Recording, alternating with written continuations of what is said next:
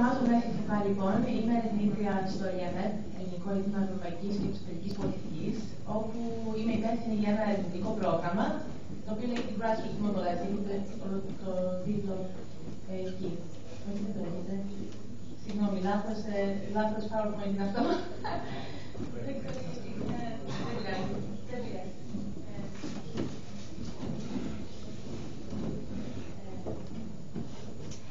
Ο τίτλος λοιπόν είναι Grassroots Level Mobilizations in the Shadow of the European Court of Human Rights Case Law. Όχι, υπάρχει το καλύτερα. Αφήστε τον, ευχαριστώ. Και είναι τιμή μου που καλέσει οι οργανωτές εμένα και το εκ μέρους του προγράμματος είναι τιμή για να οργανώσουμε μια συνεδρία με ερευνητές από το πρόγραμμά μας και από τους καλεσμένους. Θέλω να σας ευχαριστήσω θερμά. Να πω λίγο για το ερευνητικό πρόγραμμα. Το Grassrootsmobilise εξετάζει κατά πόσο οι αποφάσεις του Ευρωπαϊκού Δικαστηρίου Ανθρωπίνων Δικαιωμάτων, του ΕΔΑΔ δηλαδή, είναι γνωστές, οι αποφάσεις συγκεκριμένα που έχουν σχέση με τη θρησκεία, κατά πόσο αυτές οι αποφάσεις είναι γνωστές στην κοινωνία γενικότερα και κατά πόσο αυτή η γνώση επηρεάζει κάπως τον κόσμο και τους οθεί να διεκδικήσουν τα δικά τους τα δικαιώματα, δικαιώματα που έχουν αποφασιστεί από το δικαστήριο. Θέλω να σας πω, έχουμε ένα φυλάδιο για το πρόγραμμα αυτό και θα ήθελα θα σας δώσω ένα στον καθένα.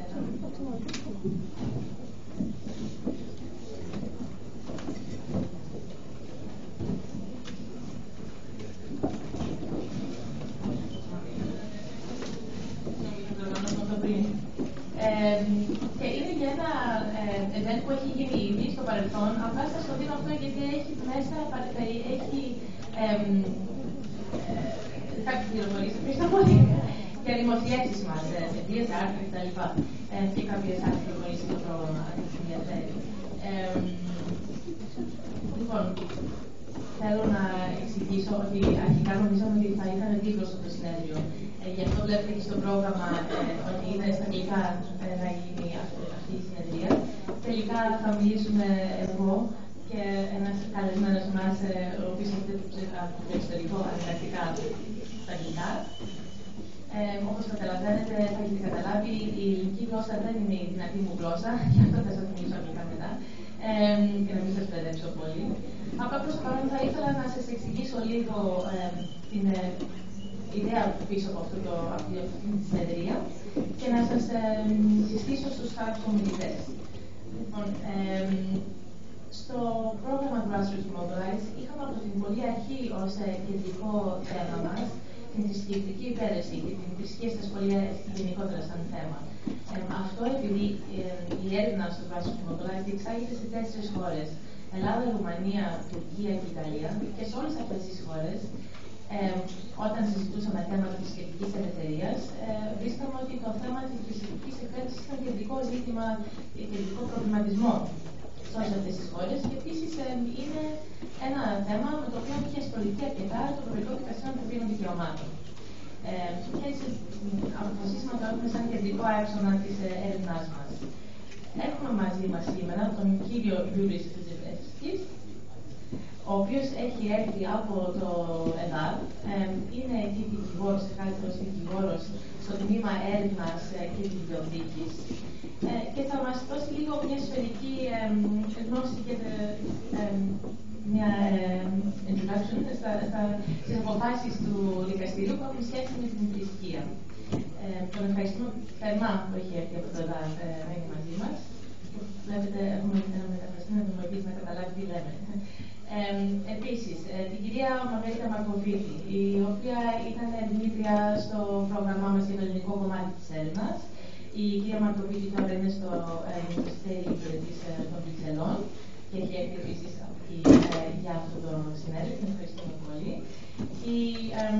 Η κυρία Μαρκοβίτη θα μας μιλήσει για μια συγκεκριμένη υπόθεση που είναι κατά της Ελλάδος στο Ευρωπαϊκό Δικαστήριο Ανθρωπίνων Δικαιωμάτων, λέγεται Παπαγεωργίου vs. Greece.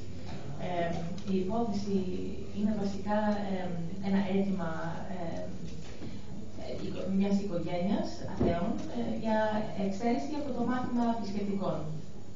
Και περιμένουμε να συζητηθεί τώρα, το έχει δεχτεί σαν θέμα το ΕΔΑΔ και περιμένουμε τώρα την απόφαση και η συζήτηση σε αυτό. Η κυρία Ελίζαβέτα, αναπληρώτρια καθηγήτρια στο Πανεπιστήμιο Αθηνών, είναι στο τμήμα εκπαίδευσης και θα μας μιλήσει γενικότερα.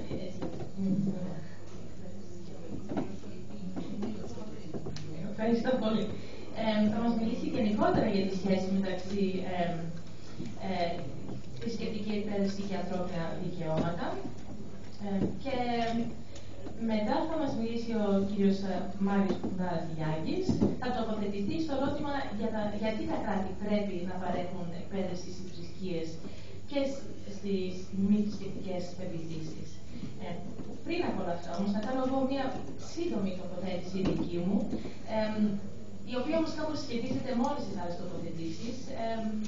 Να σας πω, το ΕΔΑΔ, παρότι έχει ανθρώπους σαν τον κύριο Τέσσερι, οι οποίοι ερευνούν το κάθε θέμα που έρχεται στο δικαστήριο, επίσης έχουν πάντα ανοιχτό ένα προσκαλούν τοποθετήσεις, παρεμβάσεις από άτομα ή από οργανώσεις που έχουν κάτι να συμβάλλουν, κάτι να συνεισφέρουν σε μια γνώση που θα μπορούσε να είναι χρήσιμη στο δικαστήριο όταν παίρνει την απόφαση τη σχετική. Έτσι, στην υπόθεση Παπαγεωργίου, εγώ εκ μέρους του προγράμματος Grassrootsmobilise έχω κάνει μια παρέμβαση και θα ήθελα λίγο να μιλήσω για αυτή την παρέμβαση. Και εδώ θα αλλάξω στα αγγλικά και να κάνω παράσταση στον κύριο Λουντέζη, ο οποίος θα μιλήσει μόνο αγγλικά. So, in the case of Papageorgiou versus Greece, Grassrootsmobilise sought to make this intervention, and it did not do so on the grounds that we are experts in religious education or in religion and education. We are not. We don't claim that in Grassrootsmobilise. Rather, it was proposed on two grounds. The first is the fact that because we had religious education as a central case which we would be studying in Grassrootsmobilise, we were very deeply steeped in the study of the court's case law to do with religious education. So this is something that we've been looking at very closely, and so we were in a position, we thought, in a positive position to be able to help the court examine the Greek program in religious education in the light of previous case law of the European Court of Human Rights. Secondly, due to our extensive research on religious education in 4 countries, including Greece, we could offer insight into the experience that families had had of religious education, and especially the exemption process, of the process of seeking to be exempt from the course, exeresis, so this exeresis. And so those were the 2 bases upon which we sought and received an invitation to intervene in the case. So regarding our first aim, to examine Greek religious education in the light of previous judgments of the European Court of Human Rights, we studied primary and secondary education books on religious education, and we analyzed the material, especially on the basis of 2 cases of the European Court of Human Rights, Folgero and Laozi. Now, Mr. Rudesi will speak to us probably about Folgero, perhaps also Laozi, so I won't go into great detail on that. I'll simply say that let me explain at least a little bit about Folgero. Folgero is a case against the state of Norway, and Norway had a course in religious education called Knowledge about Christianity, Religions, and Life Stances. And this course was basically taken to the European Court of Human Rights because it was offered on a mandatory or compulsory basis. In other words, it was required for everyone to follow the course. You didn't have the right to exemption. This was a course that was meant to educate everyone a bit about Christianity and other religions. And so it was thought not to require exemption. It was presented by the state of Norway as a neutral and open course. In this case, the court, having examined both the contents of the course and the way that it is taught and the broader environment around the course in the Norwegian education system, the court decided it looks quantitatively and qualitatively at the course, and concluded that it's not necessarily problematic that there's a quantitative emphasis on Christianity. In and of itself, having a little bit more emphasis on Christianity could be However, having considered the broader context in which this course was taking place, and other educational activities in relation to the course, taking the students to different religious services or teaching them particular songs and things like that, the court concluded that the teaching, the religious education context in general, was not, it had three criteria: objective, critical, and pluralistic. So it was not deemed objective, critical, and pluralistic enough to be able to be mandatory. And so we were looking at the context of Greek education in relation to Bulgaro, as well as in relation to Laozi, because Laozi may be a case that most of you are familiar with. Laozi had to do with the presence of the crucifix in Italian school walls, which was decided by the court in 2011. Originally in 2009, the court agreed with the mother of atheist children that it should be removed from school walls because it is a barrier to her raising her children in accordance with her own religious or philosophical beliefs.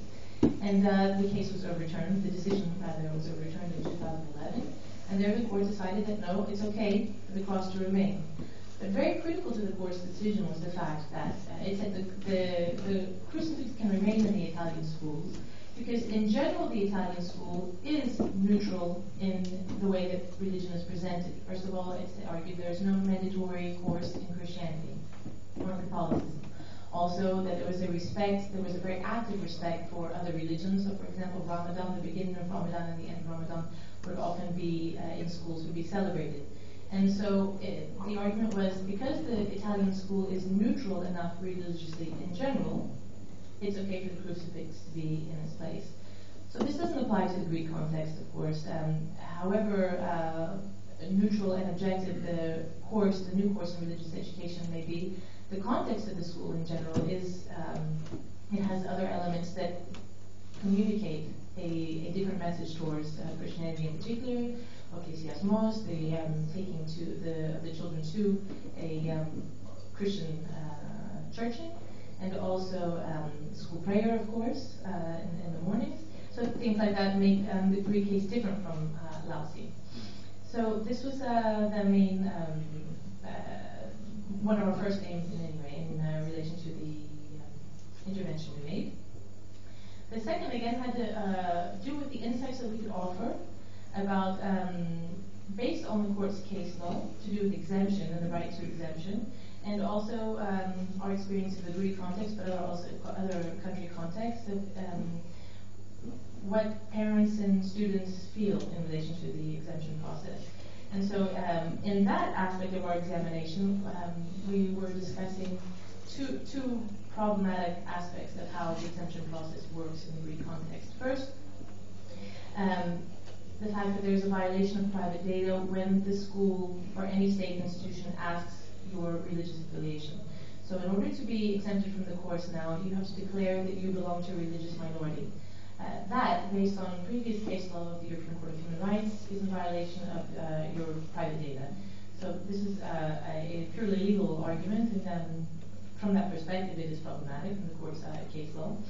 And also the discriminatory nature of the exemption process in and of itself can be seen as problematic, because a right of exemption is given only to certain people and only on the basis of their religious beliefs. And so that also is contrary to not only European Court of Human Rights case law, but also EU directives to equality and non-discrimination. So I wanted to say a few words specifically about this intervention, because I have many very good friends who are theologians, and several were upset by this intervention, and they had seen it as a critique of the course in religious education. I can say personally, from my own perspective, as a mother of 3 children who are either in the Greek school system or will be, I think the course is fantastic. I think it's a vast improvement from the previous course. But besides that, even independently, the things that Agazwu told us this morning about the course, I mean, there's a great deal that's really excellent about how human rights is, how difference is treated, all of that. So the problem for me is not in the content of the course. It has to do with the exemption process. And this is also a central point in the Papagiannou case as well, the fact that the students in question didn't have the right to exemption on the basis of not being a religious minority, but being an atheist, a non-believer. So this is the problem of exemption also is something that has earned Greece's reprimanding by the UN Human Rights Committee. We have been in trouble with the UN Human Rights Committee specifically because of the process of exemption. So, but that is, again, from my personal perspective, it's not the course itself, it's the right to exemption and the way that it is treated, the way that it is offered in the whole process. My personal, again, suggestion also, and this is not in the intervention, is that there ought to be two courses, an option, and both courses would still have the same textbooks as a basis. I think that most of the content of the textbooks could remain also for the alternative course, but one would be the course in religious education as it is, and the other would supplement the textbook with material to do with ethics. And you would simply have a small proportion of time and the volume of the course spent teaching Christianity specifically. And one interesting aspect is that Bulgaria doesn't, I think, give us percentages. It doesn't say if it were 60% Christian, it would be okay. And this is something that I think is still an open issue, and I'm sure it will come up in the Papagioglou case. So we await with great curiosity what will be the final decision in that case. And with this, I turn your attention now to Mr. Rudet.